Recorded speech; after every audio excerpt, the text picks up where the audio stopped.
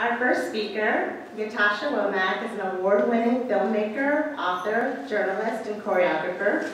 She is the author of the pop futurist, Afrofuturist, Rayla 2212 series. Her book, Afrofuturism, the world of Black science fiction and fantasy, explores Black science fiction culture, leaks, Black comics, and the legacy of futurism. She is the author of the critically acclaimed book, Post-Black, How a New Generation is Redefining African American Identity, and co-editor of the hip-hop anthology, Beats, Rhyme, and Life, What We Love and Hate About Hip-Hop.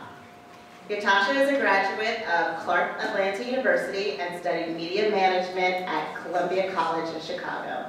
She resides in the Windy City. Our next speaker is Bill Campbell. He is a native of Pittsburgh and an alumnus of Northwestern University. He is the author of Sunshine Patriots, a semi-satirical military science fiction novel. He also wrote Coontown Killing Caper, his incendiary hip-hop satire, and he co-edited a speculative fiction anthology, Mothership, Tales from Afrofuturism and Beyond. Bill lives in Washington, D.C., where he has worked as a music critic, currently works for a company that produces books for the blind, for the Library of Congress, and hosts a weekly podcast. This year, he has started his own publishing company, Rosarium. Please join me in welcoming Bill Campbell and Natasha Womack. This is our first official time meeting, and our books launched the same month. My book, Afrofuturism, and his book, the Mothership Anthology. And it was through these launches, in part, that we became affiliated. We have the same cover artists. Yes, we also have the same cover artists for both publications as well. And so that's John Jennings. And so anyway, so this is thrilling. So this is our first physical meeting, you know, in this new digital world. That's the way things work sometimes. But we are thrilled to see all of you, and we're just going to start off, I guess, by talking a little bit about our actual books themselves and how we kind of came into Afrofuturism. So, You can start. oh, okay, well, thank you. Well, my book, Afrofuturism, the world of Black sci-fi and fantasy culture, actually emerged out of a conversation that I had with an artist. And she was teaching at Columbia, and she told me that she was teaching Afrofuturism. And this was a couple years ago, and I said, well, what's Afrofuturism? And she started describing the culture. She talked about Harlem Funkadelic, she talked about Sun Ra, she talked a bit about African mythologies that were highly technological, and then she talked about just the absence of people of color in science fiction depictions. And as she continued on, I said, well, wait a minute, these are conversations that I had when I was in college at Clark Atlanta, but we weren't working with the term Afrofuturism. So I was really excited to say, oh wow, you mean all these conversations that we had, they now have a name. And when I looked into Afrofuturism, I saw that there was quite a bit of critical theory on it, that people began writing maybe officially in the mid-90s. And it had grown, evolved to the point where you actually had college professors teaching it. So when I did more digging, I said, oh, okay, well, let me see if there's more information about the culture of it. I started off as a journalist in Chicago, and I wrote for the Chicago Defender extensively. I covered the African American community for a lot of publications from Upscale to Essence and beyond. And I covered arts and entertainment, so a lot of the culture had evolved quite a bit. And I saw some blog postings, I saw scant writings, but I didn't really see a bridge to just explain to someone, hey, this is what Afrofuturism is. And I just figured, I just hadn't run across it. I recently finished the book Post-Black, and as I started having conversations with different people, I said, you know what, let me write a book about this, because it's so many people who are tech Afrofuturist, and they don't know that they're Afrofuturist, and they're connected to these ideas, ideas around Black culture, technology, liberation, and the imagination. If you say the word Afrofuturism, they might not know what that is, but if you say Sun Ra, if you talk about maybe the advanced cultures in Africa and how they aren't discussed as much, if you talk about the idea of the alien or alienation, these are all ideas people can connect with. But the term Afrofuturism itself, many artists and creators, even innovators in the genre, were completely unaware of it. So I wrote a book to explain some of the basic influencers. I talked a little bit about music, some of the key people who are in the visual arts.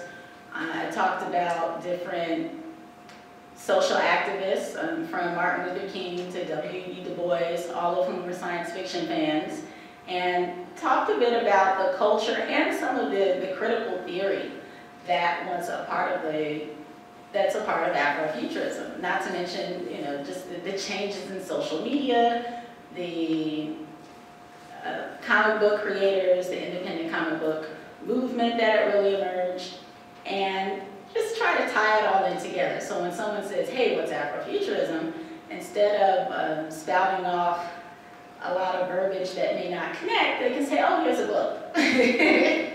And it's a book that's written in a way that I hope is engaging, where people will say, oh, okay, I can see myself in this, or I see how I can connect with this idea, oh, or I'm an artist, so I relate to it in this way, or I'm a musician, so I can relate to it through the technological advances in music, etc.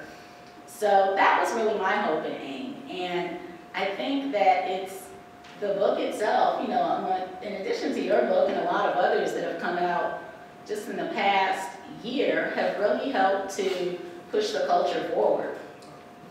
Definitely. I'm actually one of those writers who had no clue until a few years ago that I was an Afrofuturist too.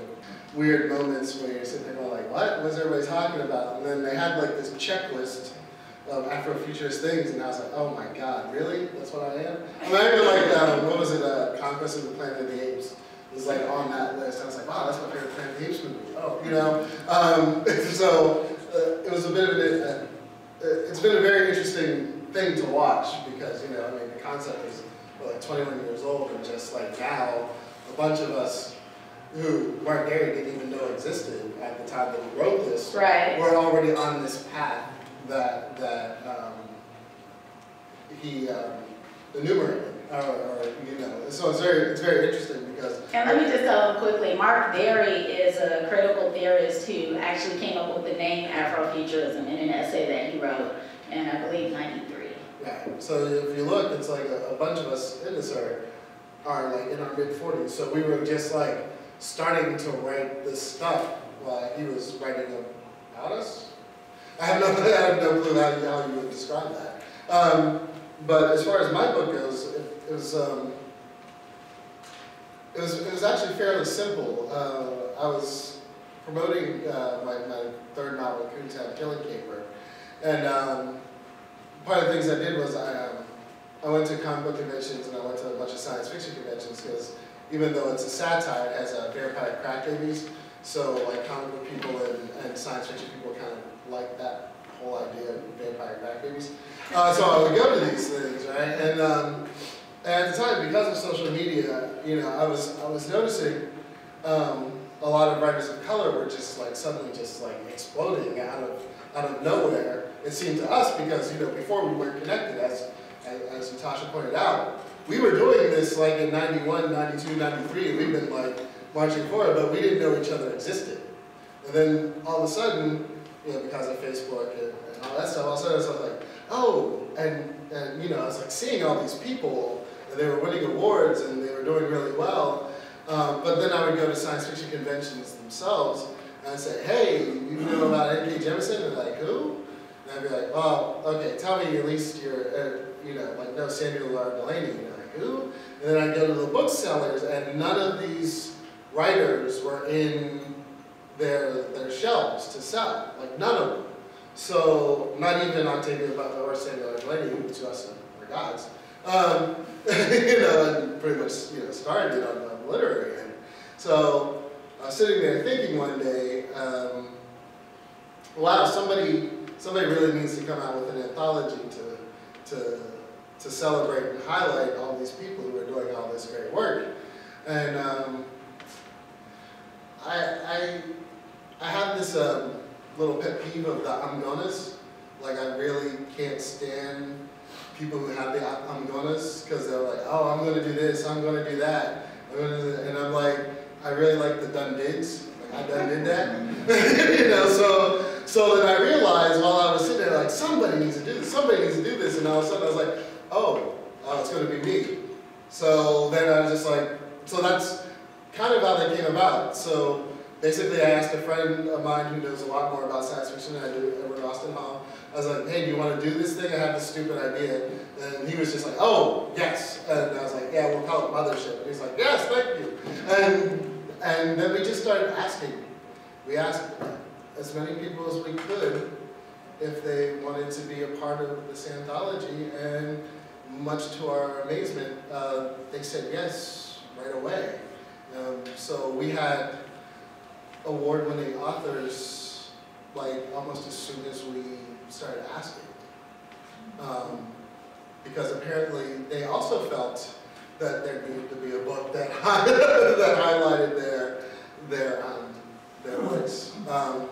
So that's how Tales from Afrofuturism and Beyond became a thing, and it became very much a global collection, because that's kind of the way that I felt that it needed to be represented.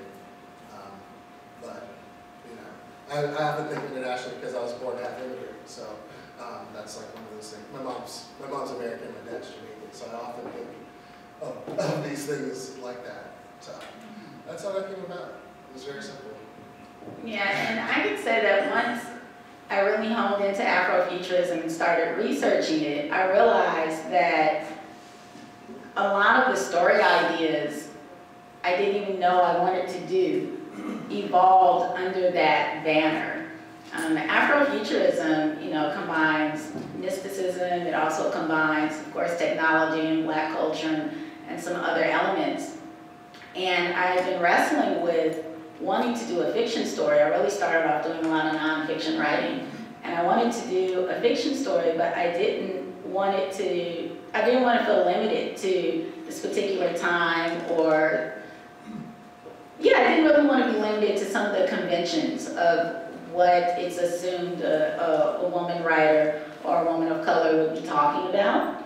And I said, well, maybe I should do something 50 years into the future. But then I felt like I'd be making predictions, and I didn't want to get stuck into that. I come out of the New Thought philosophy, so I said, okay, well, I don't want to say something's going to happen and then try to speak that into the universe. But then I said, well, what if it's 100 years into the future? Oh, what if it's 200 years into the future? And then I said, okay, great, and I can talk about Black culture 200 years into the future. And then I said, well, wait, if she's on another planet, is she technically even Black? Is she American? How would these cultural nuances that I usually work with, how would they function? And it really made me think about one of the key ideas in Afrofuturism, which separates it from traditional science fiction, and that Afrofuturism views race as a creation, and it talks about it in that context. And there are a lot of critical theorists. I mean, many of us know that intellectually, that it's a creation, but it's kind of hard for us to understand because we're so used to that categorization process. But for me, in talking about a character 200 years into the future, I got to think about the fact that the terms Black or white as we understand them today didn't even exist 1,000 years ago. It didn't really exist. 400. Right, 400 years ago. It was kind of created to justify the transatlantic slave trade, et cetera. And we all kind of know what happened after that. But people have been breaking down those walls. And the point of this is just to say that talking about it in the context of Afrofuturism, writing this story about a character in the future, made me have to kind of work with that as work with that framework in a very real way. And I'm a person who always did culture-based writing. So I said, well, how can I celebrate elements that came out of African American culture, even if I'm talking about a character who technically is an American, or for that reason, not technically Black as we understand it today. And so I started thinking about holidays and the names of the planets, or the name of the actual planet, and the name of the days, and the names of streets, and the names of schools. In the same way that many of the buildings and the architecture and the names of the weeks and the months are after Roman gods and Norse goddesses and so forth. And I said, oh wow, that's a way to show how people celebrate culture, even if they're somewhat removed from these time periods. And so that's how the story Rayla 2212 evolved, with this character who's on a planet 3 generations deep. It's dystopian, and she's trying to really right the wrongs on the planet, but has to do time travel and find these missing astronauts that travel with their minds. And she gets to go to some really cool places. So. I think for me, well, the reason I started writing science fiction was because of a woman in college. And she gave me, who I won't mention because another woman I went to college with is right over there, so I don't need that to start up. Anyway, so she gave me Samuel R. Delaney and Octavia Butler. And the thing with Samuel R. Delaney, I don't know if you read him, but his intellect is just so overpowering that I was like, wow, some guy this brilliant is writing science fiction. I think I'll try it. You know, just to, you know, like that was a goal to shoot for. Like, wow, I could just be like half as smart as this guy. Like that's my goal right there. But for me, the thing that I found really interesting was that science fiction. When I started writing it in the 90s, you know, a lot of Black folks would be like, why are you writing that? Why don't you write something that pertains to our people? Because in the popular imagination, you know, science fiction is Star Wars and, you know, Battlestar Galactica at that time. So, but for me, I was like, I can take all my interest in politics and religions from around the world and sociology and history, and I can wrap them up in this artistic package that doesn't sound too didactic, or that I can give people that intellectual space that they can explore these certain ideas with me. So like my first novel, Sunshine Patriots, you know, well there's voodoo and there's cyborgs too, all in it. It was called Rastafarian Science Fiction by one. But you know, I really wanted to talk about military and society's uses of heroes and hero worship in the context of war. And, you know, I could scream, you know, out of my lungs like, oh, this is what they're doing, this is why we're celebrating this person.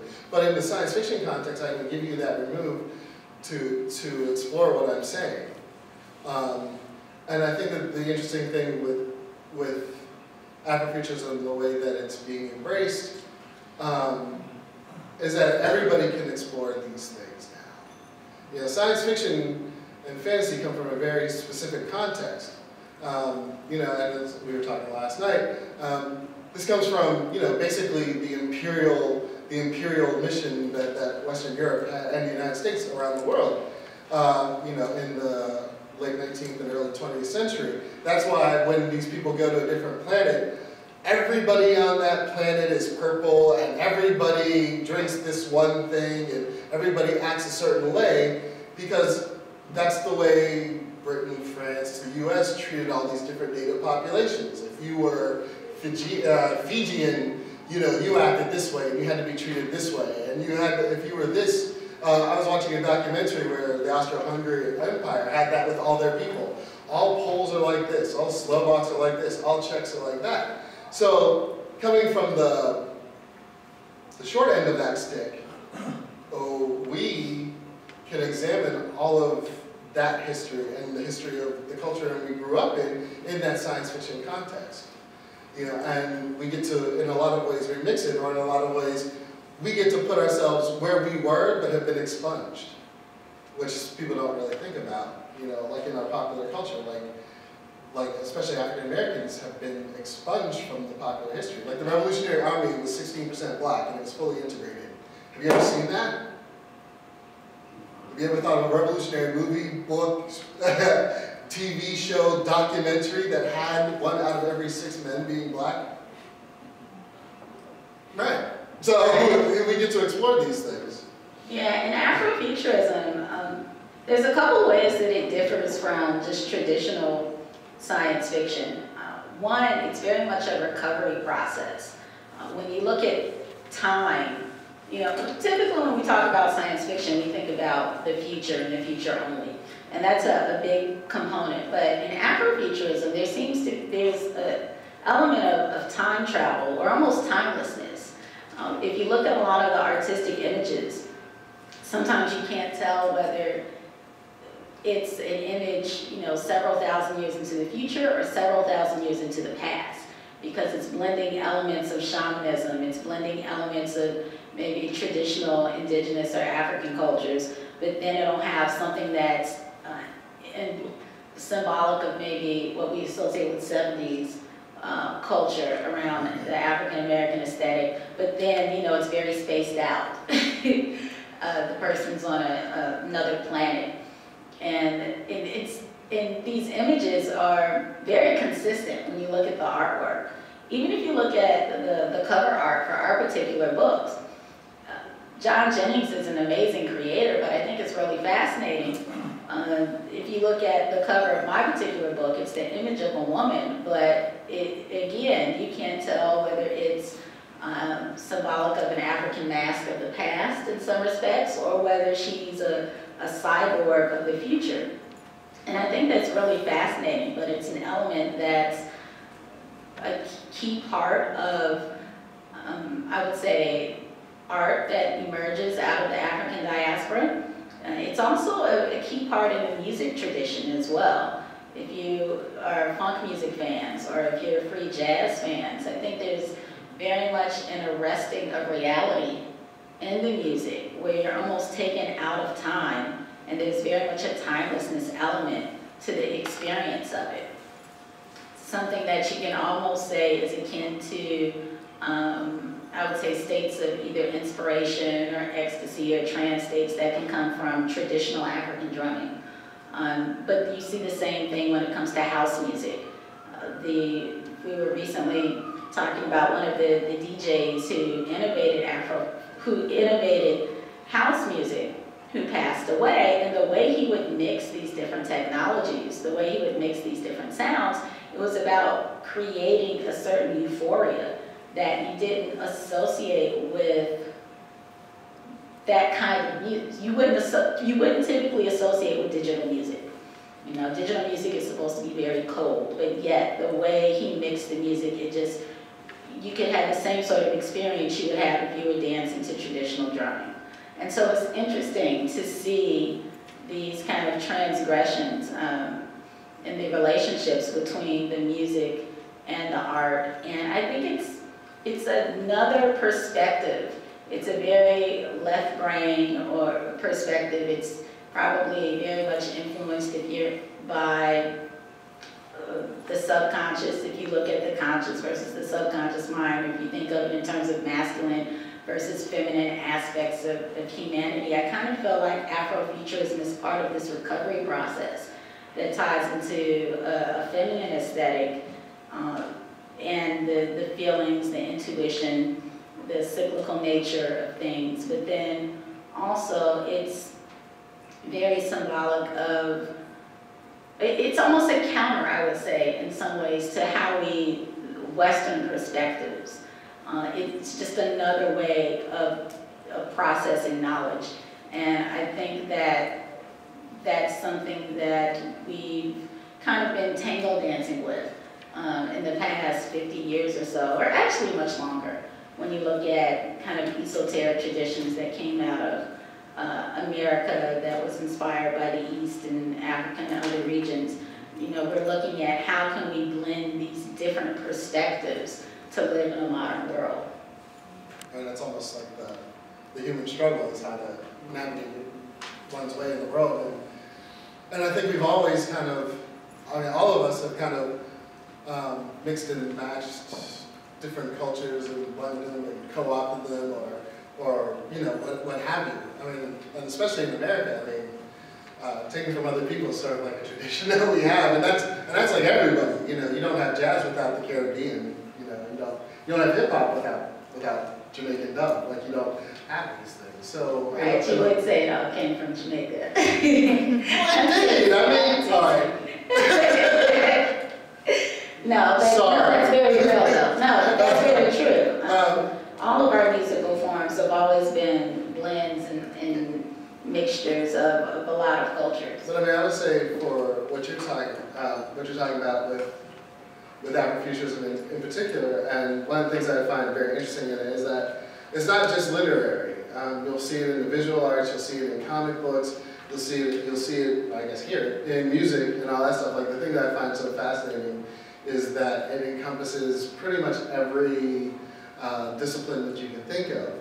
And I think as far as the dialogue goes, that's a huge part of it, is that it's encompassing everything. And in a lot of ways, which I think that the anthology that we did kind of displays, is that it's a rallying call for a lot of people who aren't necessarily from the diaspora. Like that was the thing that I thought was very interesting, was that if you look at like everybody is represented in that anthology, and it was all from the very get-go, you know, Mothership, Tales from Afrofuturism and beyond. And people are taking this idea and applying it to themselves no matter who they are as well. And I think that there is a fundamental questioning of, you know, the way that we're raised in this society anyway, and that Afrofuturism is another maybe key component of that. You know, because, you know, we've had this, you know, the way that we've been going, where's that gotten us? Like when we look at ourselves in the last 5 years, like where is that? Where have these different political notions and these different economic realities, where's it gotten us? So in times like this, people are always questioning what in the world's going on, and they always look for things outside themselves, maybe? Yeah, I think it's just a counter perspective. There's a couple definitions people use for Afrofuturism, and one of the simpler ones is that it's the sharing of alternative realities through a Black cultural lens. So that lens is just part of the perspective, but it incorporates so much more. And a lot of people are excited about Afrofuturism because of the intersectionality of it. The fact that it bridges a lot of relationships with respect to culture, the fact that there's not a hardened idea around what's masculine and what's feminine, that there aren't you know, gender norms, you know, sexual orientation isn't really an issue per se, and that self-expression is not criticized. You know, there's not one way to be an Afrofuturist, but there are different core components that one would probably express. And a lot of the things that kind of emerge from what we call Afrofuturism, surprisingly, you know, it's not as if everyone got together and said, okay, we're going to call this Afrofuturism and these are the 5 tenets. What happened was you would go back and you would look at other works that people did in the past and works that they're doing today, and they would touch upon these same elements: the time travel dynamic, the race as a creation element, this alienation as otherness piece. They would deal with a certain, they would deal with mysticism in really interesting ways. And these were just, and then there was also this idea of liberation and stretching the imagination, which to me is really the most exciting thing about Afrofuturism, is that for many people, just to imagine a person of African descent in the future is a mind shift. You know, for some people, it's not something they thought about. And I just think that, you know, it's, for some people, even thinking about that culture in the future is a mind shift, which some of us could say, well, why would that be so difficult? But then when you think about how few images a lot of people see with relation to that and why they see so few images, then you can understand why why that would be such a mind-shifting experience. Well, I mean, I often point out when I have to talk about mothership, if we use American definitions of what people of color are, that's about like 6/7 of the world's population. So if we just go with the current, demography right now, but then if you watch any kind of, science fiction movie, television show, or whatever, and using those current demographics, then 6 out of 7 of every crew needs to be a person of color, most likely Asian. So the majority needs to be Asian, and then we go from there. But when we see these shows, it's like 1 out of maybe every 15 is somebody, and it's like, hey, Rodriguez, or, it's like, hey, Chang, over there, and he's like, hey, and then they disappear. So then when you really think of, like I was saying about history, like one of the things that, I think one of the important things about what's going on now is that I look at this very much as a claim to we are here. Like when I look at like a Sun Ra or a Prana Funkadelic, like we're looking at trying to claim sort of like an intellectual space where we can be human, or we can not have to deal with these definitions, your definitions of what blackness is. Where I look at like what we're doing now is not only an examination of race, but it's like, to use like ACT UP, it's like we're here, get used to it, and like this is like claiming that, we were there in the past, we are here now, and we will be there in the future, so stop erasing us. And if not, we'll just write our own, because a lot of this is very independent.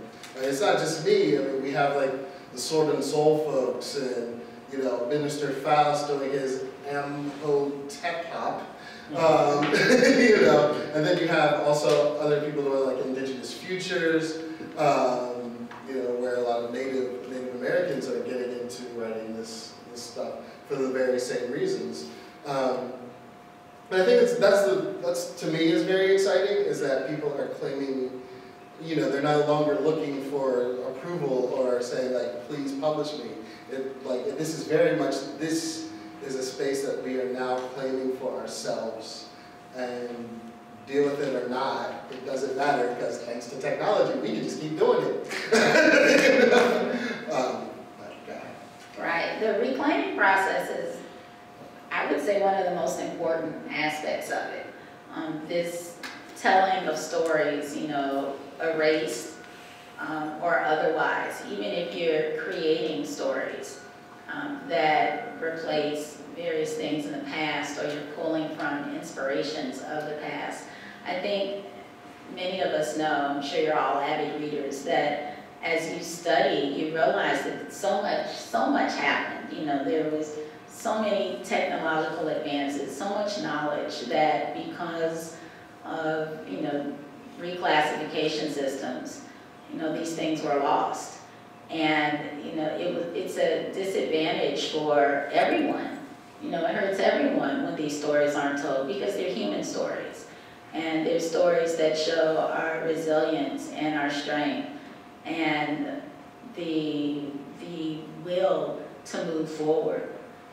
And I just think that that's really exciting, that Afrofuturism is a space that can facilitate that healing process. So it's a healing of the past, and it's a healing of the present, but it's laying a new groundwork for how people can re-envision the future.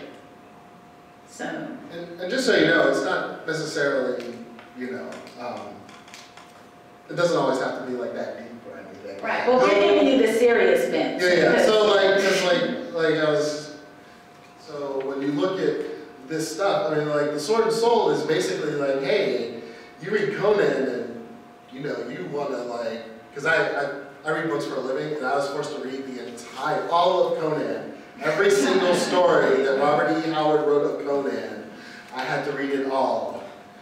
And he said some stuff, and kept saying it, and kept saying it, and then doubled down on some things, where I was like, he's buried in Oklahoma, right? I can drive there and like exhume him and like beat his bones up. I have no clue. Like, does he have like grandchildren I can beat up? Like, it was like that infuriating. But you know, like, Sword and Soul in and of itself is just fun. You know, they're just taking the Conan tales and saying like, okay, that's not how we want to be portrayed in these.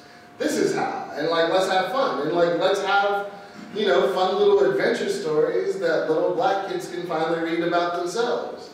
Like, so it doesn't have to be, you know, some huge deconstructionist, post-structuralist, anything. It doesn't have to have like a bunch of syllables and a lot of political agendas in it. It's just that very idea that we're going to write stories for the little black girls and little black boys in and of itself. And it's going to be fun. It doesn't have to be some civil rights thing. It doesn't have to be anything. It can just be fun.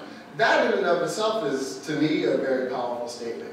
Because it's something that a lot of major publishers don't even entertain. It's like, wait, you're going to write a black story and they just have fun? Can you throw in Rosa Parks? Is there a lynching there? Is there some teachable moment we can give these kids? You know, it's like, yeah, the teachable moment is you can have fun. You know, so it's not necessarily, you know, like I'm an overtly political writer. So like when I wrote Coontown, it was because my agent told me that some publishers thought I wasn't ghetto enough. So I was like, okay, I got your ghetto for you. Here you go. And then they didn't want it. But you know, for a lot of it, it is just fun reading. But it just stars us, you know. Right. The Rayla 2212 story is really almost like a soul journey for the character. And there's a love story in it as well. So there's a lot of different perspectives that people use. Okay. There's a lot of different perspectives that people can use to approach Afrofuturism and to really share these stories. I do want to say this, and then maybe we can take questions. Yeah, we probably That Chicago, the Chicagoland area, is a hotbed for Afrofuturism. Before the term was created, you always had people who tied technology and mysticism together. You had people who were forwarding a lot of these ideas to explore how you can use the imagination and this awareness of either a higher self to transcend any limitations. Well, I mean, you have Sun Ra, then you have the Art Ensemble of Chicago, you have Henry Threadgill and the Air. I mean, they're all. Sorry, go ahead. Right. I mean, it's almost endless when you look at. I mean, from looking at the house music culture, if you look at the AACM, you know, musically, you know, free jazz, how a lot of that evolved. Chicago's always been very forward. There's always been a consciousness in a lot of the music that came out of here. And there's always been I would say technological advances were really pushed here. And it could be because Chicago isn't on either of the coast. And so people felt a little freer to experiment more. I think that's really significant. And then you also had a lot of esoteric communities here too, that were really blending a lot of these philosophies and looking at how you could create actual social change or awareness that were based on either the south or the west sides of the city in general, and just kind of proliferating. And I think that's really significant to share. Many writers, Nettie was here for many years. I think she left recently. Obviously, I'm here. You went to school here, right? John Jennings, he came through. I mean, it's even a lot of your newer creators at some point are very much tied to the city. I actually never thought about that, but yeah. Right, because, you know, the Chicagoland area is just fabulous like that. But I think it lends itself to something. There's something in the air where the intensity, I would say, amongst the communities lends itself to a lot of thought and creativity and freedom of expression.